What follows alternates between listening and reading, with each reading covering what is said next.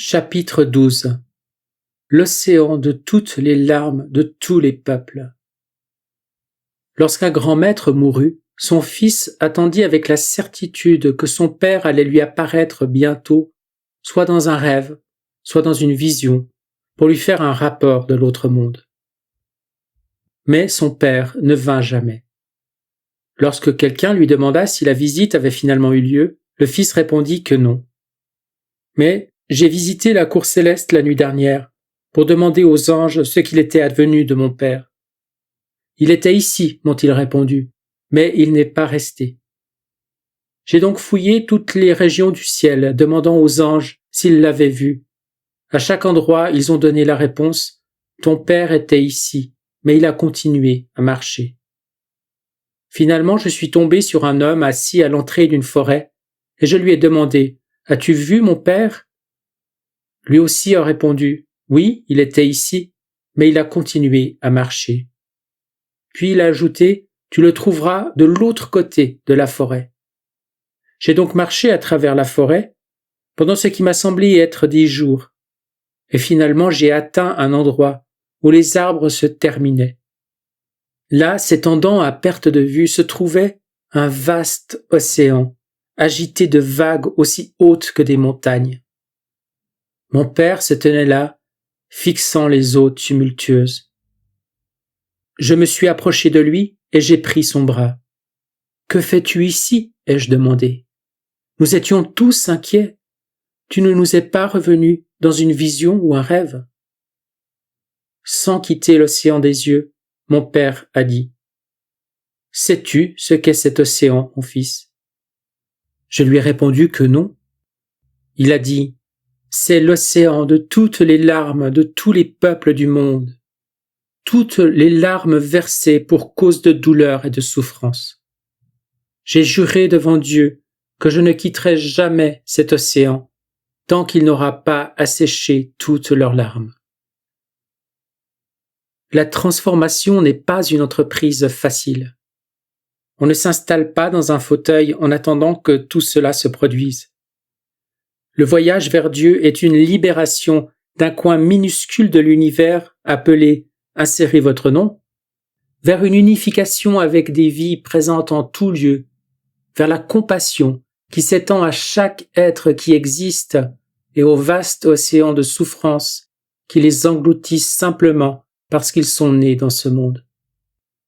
Le désir de recevoir pour soi seul crée une membrane isolante d'insensibilité qui nous permet de nous concentrer sur l'histoire extraordinaire de notre moi sans tenir compte de la douleur et de la mort des autres. Devenir comme Jésus exige l'anéantissement de cette séparation.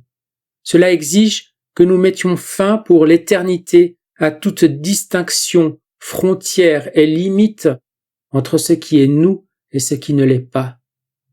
Être comme Jésus, c'est ne pas être deux avec l'univers, c'est être un. La compassion pour la vie partout dans le monde n'est pas une simple question d'être gentil, sympathique et généreux. La compassion est ce qui émerge des cendres de la mort de la volonté humaine, lorsque, tout comme chaque être est l'affaire de Dieu, chaque être devient aussi notre affaire. Nous faisons l'expérience de nos pensées comme quelque chose de séparé du reste, a dit un jour Einstein, qui concluait « Mais c'est une sorte d'illusion d'optique de la conscience. » Dans la Bible, Noé a été sauvé pendant le déluge avec un mâle et une femelle de chaque espèce, alors que le monde qui l'entourait était détruit. Il était, comme on le sait, un homme juste, mais la Bible juge aussi que Noé a échoué. Il n'a pas réussi à réaliser son potentiel. En quoi sauver le monde de l'extinction est un potentiel non réalisé? Il manquait à Noé la capacité de ressentir la douleur des autres.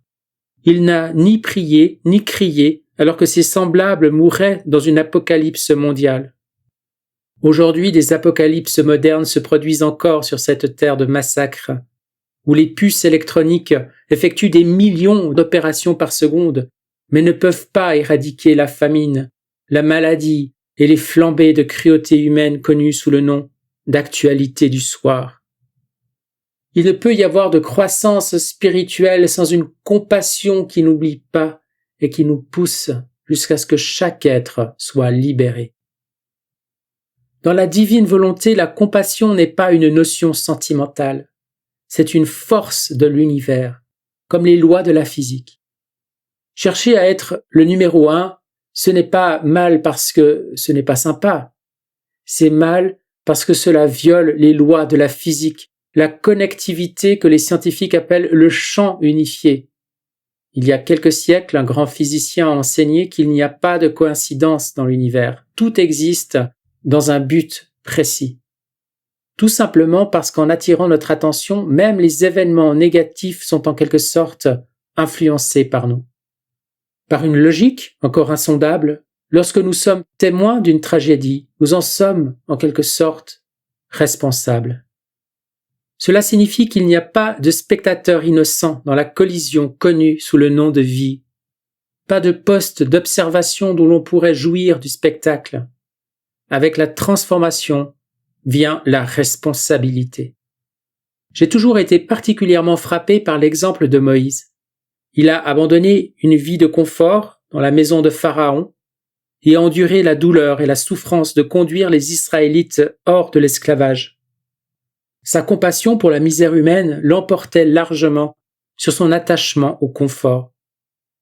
J'avais l'habitude de penser que les hommes comme Moïse étaient là pour être admirés, mais j'ai découvert par la suite qu'ils étaient là pour être imités.